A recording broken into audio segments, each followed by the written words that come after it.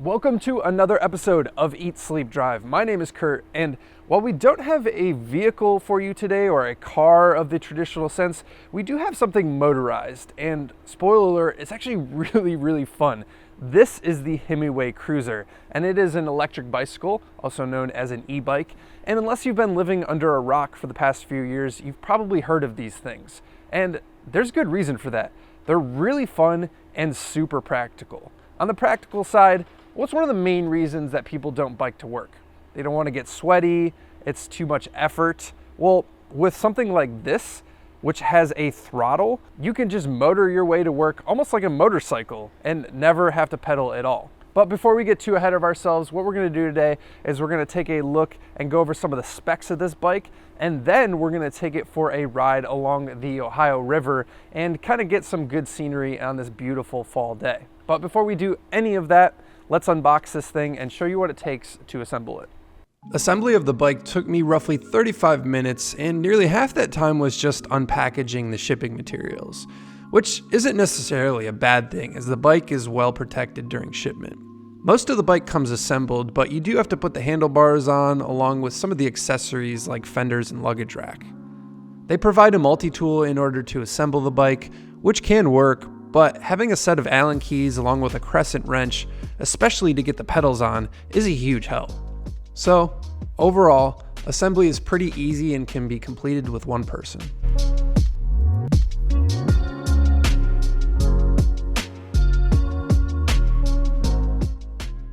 Now that we're all assembled, let's dive into some of the specs on this bike. Some of the things that kind of set this apart from other bikes that I looked at specifically were the hub motor and the battery itself. So this has a 48 volt, 17.5 amp hour Samsung LG battery. That's quite a bit bigger than I've seen a lot of bikes, especially in this category, for around $1,500 or less. So that's going to give you a bunch of extra range, and we'll talk about range a little bit later on our ride. And then the motor itself. This is a 750 watt hub motor, so it has a lot of pickup. And as you're going to see on the ride, we're going to get this thing up to right around 26 miles an hour. So has plenty of power to get you going, kind of once again leaning back to that more motorcycle type feel.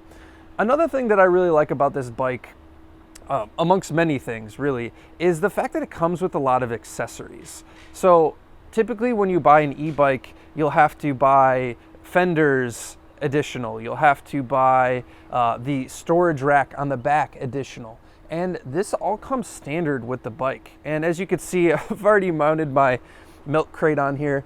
It looks a little bit maybe haggard, but I kind of like the look. You know, it's like this futuristic look of an e-bike with this old milk crate. I don't know.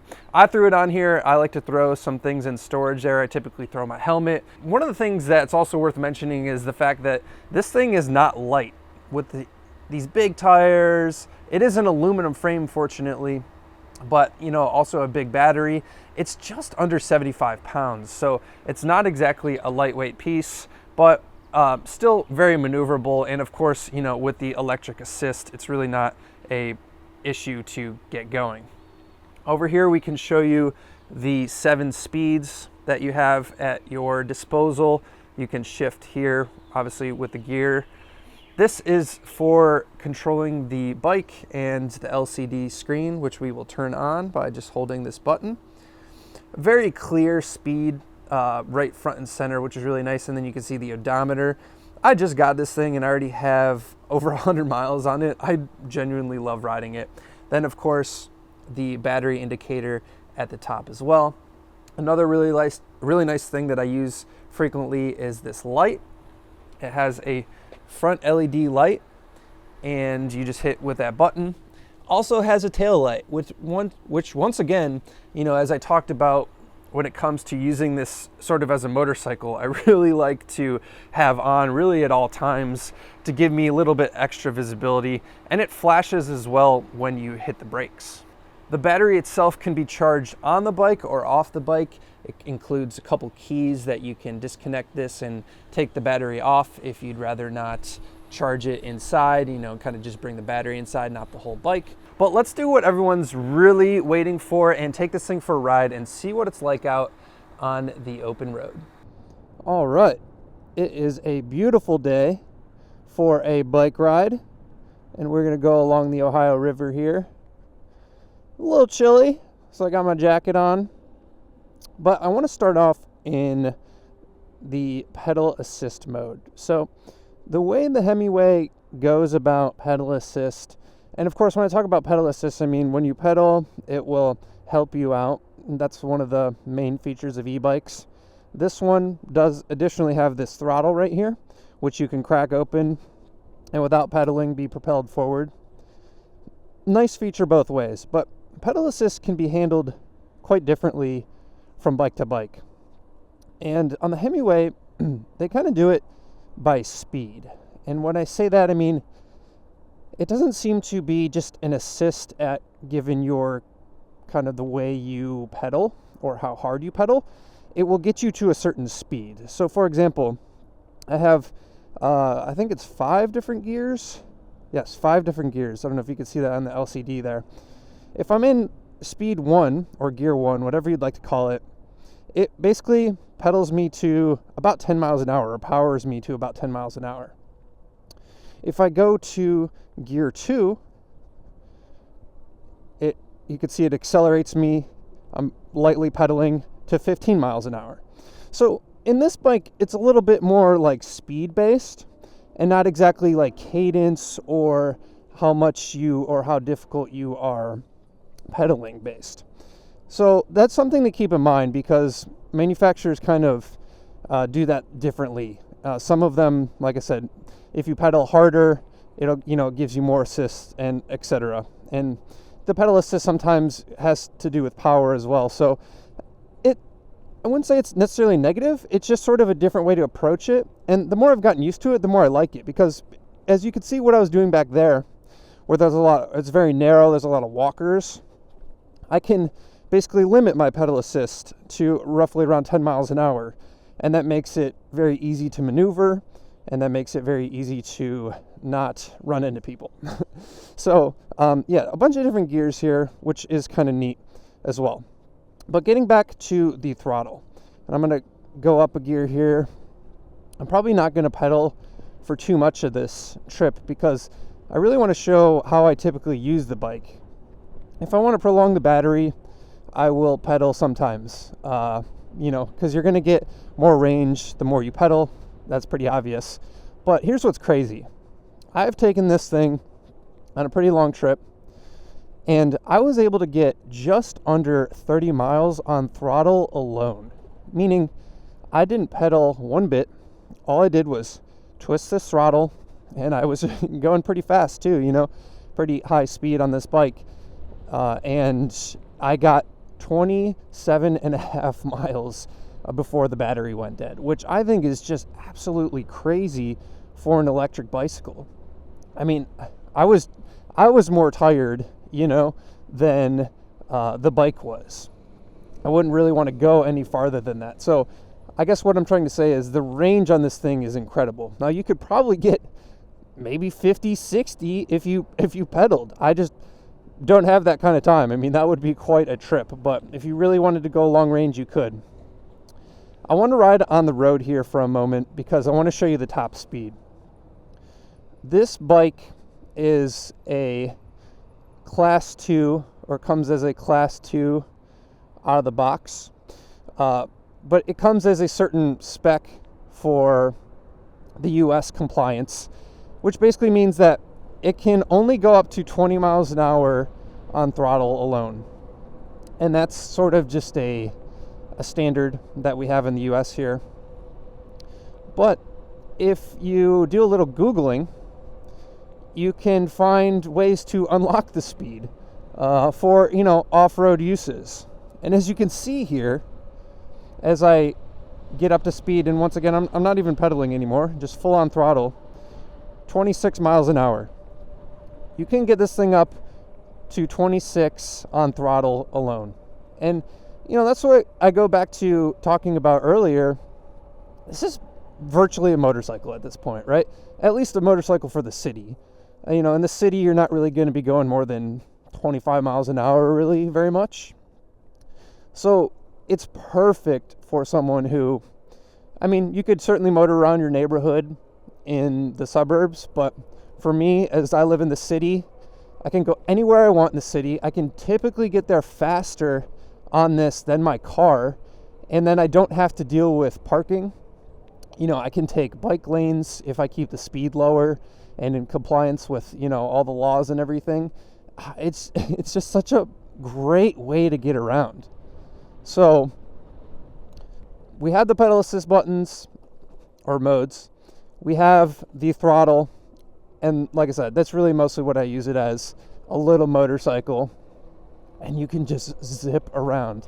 Do it responsibly, of course. You know, when I get too close to people, I like to slow down as to not buzz by them, because some people get a little off-put when you're doing 25 miles an hour by them on this little walking path. So, some other things worth mentioning. So 7 gears, I pretty much only always have it in the 7th gear because of the pedal assist, you know. There's never really a reason to be in a much lower gear. I can't really think of a reason, unless you're going up a really big hill and you can turn pedal assist all the way down to 0, and if you wanted to pedal it, I guess you could, but why would you buy this bike if you didn't want to use the electric motor?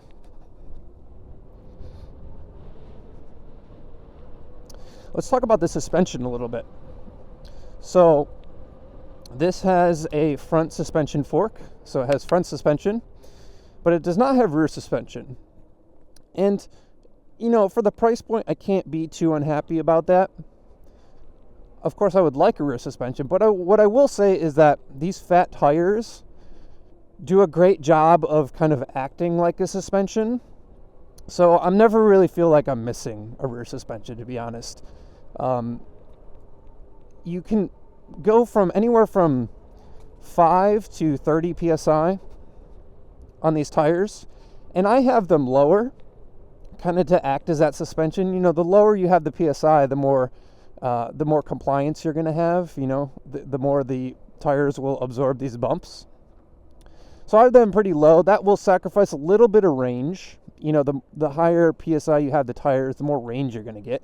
But like I already mentioned, you already have great range with this giant battery.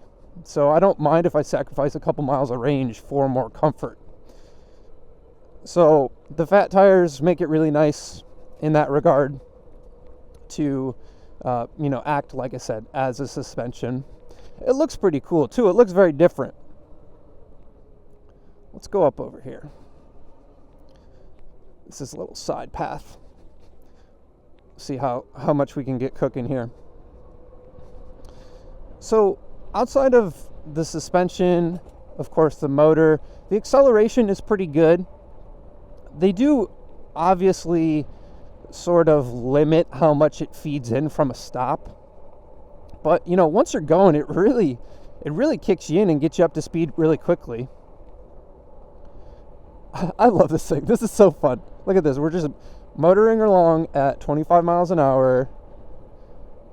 And, you know, it's pretty smooth. The bike is super stable. I think it's because of these big wheels and tires. You know, it doesn't ever feel like I can fully take my hands off the wheel. It's very stable. I mean, I wouldn't recommend that, but I think it's because of these big wheels and tires. It really keeps the steering just kind of like front and center, or without, you know, any kind of wobbling about. Very stable at speed, which is of course good, given you can go pretty fast speeds on this thing, at least for a bicycle. I will say, definitely wear your safety equipment. I'm not wearing gloves right now. I typically wear gloves. I definitely always, you know, wear a helmet at minimum, because you can go crazy speeds on this thing. So definitely wear your safety equipment. And that's where I go back and forth. It's like, would I like it to go a little faster? Sometimes. But then I think about, man, if I get in a wreck right here, it's not like I'm wearing my full outfit as I would with a motorcycle, right? So you could get pretty messed up. So 25 seems like a great compromise in speed to me. 20 is great, but it feels a touch slow, especially when you're on the actual street. But when you can go 25, I mean, as I mentioned, you can keep up with traffic in the city. You can see here, and I'll put a link to these in the description below, along with the bike, of course. But I purchased a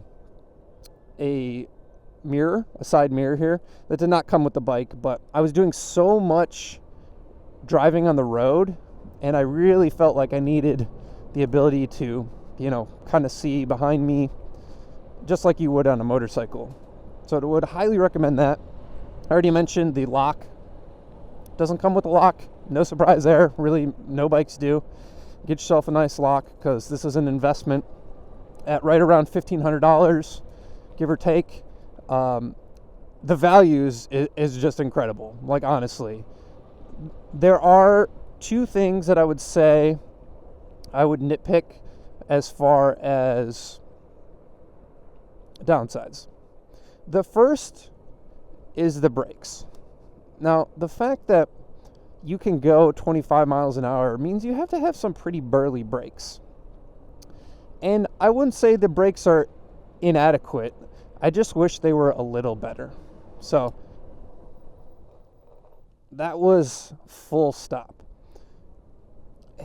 They could be a little stronger. I get in situations where I'll slow down quite frequently if I'm around certain cars or certain people, just because I know my stopping distance is increased a little bit.